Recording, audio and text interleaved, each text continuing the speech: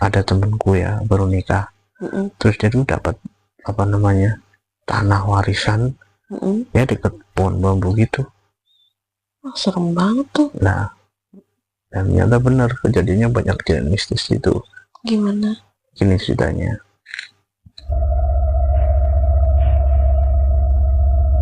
Setelah setahun dia dapat tanah dikasih ibunya. Nah terus dia kan bangun tuh rumah. Kebetulan tuh tanahnya itu deket sama rimbun pohon bambu dan sampingnya itu sungai. Deras banget. Wah, terus? Nah di situ ya nyaman sih karena memang udah dikasih dan dia juga warga situ, dia merasa biasa aja. Tapi kan si istrinya itu kan warga pendatang ya. Nah si suami ini kan temanku itu kerjanya kan luar kota, pulangnya kan sebulan sekali, kadang 2 minggu sekali gitu. Nah kebetulan pas itu dia tuh hamil anak pertama. Nah pas lagi usia 6 bulan kan katanya rentan sama hal-hal yang mistis gitu ya. Nah nggak tahu kenapa waktu dia tuh lagi bersih-bersih rumah, dia kan sendirian tuh, nggak ditemenin sama orang tua karena emang ya lumayan deket sih sama orang tua si suaminya.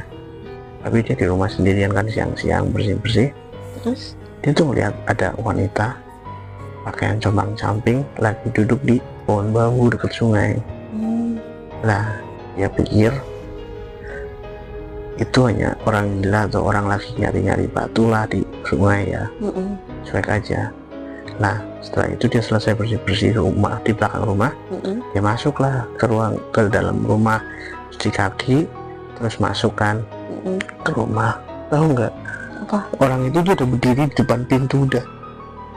Yang tadi dilihat di pinggir kali, di depan pintu tapi di dalam rumah. Astagfirullah. Kaget lah, lemas dia. Mau teriak nggak bisa, udah sendirian ya. Kayak speechless gitu. Iya. Tapi itu cuma sebentar aja, tiba-tiba hilang serap gitu. Takut banget, akhirnya si cewek itu mutusin itu lari pergi ke rumah mertuanya itu, orang tua laki-laki. Tapi nggak berani cerita bahwa ada yang gitu. Malamnya suruh ditemenin sama adiknya adiknya suaminya, ditemenin lah di situ. Terus? Nah malam-malamnya itu dia dengar ada orang nyapu di halaman. Tahu nggak kalau malam-malam ada orang nyapu di halaman itu apa? Apa tuh? Katanya kan kalau orang nyapu, suara nyapu orang di halaman malam-malam itu rambut kuntilanak yang nyampe tanah, jadi bunyi sak gitu.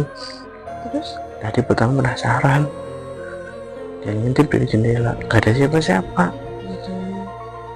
Lah barang dia tutup jendelanya, dia nengok, muncul lagi tuh cewek itu lagi di pojokan dalam rumah. Enggak, ini di luar, tapi dia berdiri menghadap itu. Astagfirullah. Dia takut lah, langsung lah dia ngembul sama adiknya itu, kan sama perempuan. Ngembul tidur bareng, ya tidur nggak bisa. Nah setelah itu dia pun nungguin suaminya pulang kan. Pas suaminya pulang, dia ceritain semua kejadian yang ada di situ. Dia pun pengen pindah lah karena takut ada keselamatan dia sama bayinya ya. Nah suaminya itu pertama nggak setuju, dia pun nyoba untuk nyari orang pinter ya buat ngusir itu. Nah kata orang pinter itu memang si hantu itu tuh penunggu situ gitu, dan dia memang susah untuk diusir. Nah katanya suruh bikin pengajian, ya udah kan nurut. Akhirnya bikinlah pengajian di situ beb. Pengajian selesai dilakuin, nah suaminya kan berangkat lagi. Ternyata hantu itu tuh muncul terus. Gangguin istri. Iya, jadi sebenarnya hantu itu nggak tahu senang sama istrinya, ada mungkin lagi hamil ya. Iya. Pokoknya dia tuh kayak ngincer banget, muncul terus. Tapi sih nggak ngasih teror yang sampai membahayakan, cuma muncul dan melihatin aja. Sampai pas suatu hari si istrinya kan di situ sama adiknya ya. Nah dia tuh bersih di belakang lagi, tapi ditemenin kali ini, dia nggak berani sendirian. dia tuh nemuin kayak sebangsa kotak, tapi udah usang banget. Terus? Nah, dia tuh coba buka. Nah, ternyata itu di situ ada foto-foto, ada kalung, dan juga ada liontin gambar foto wanita, Beb. Siapa tuh?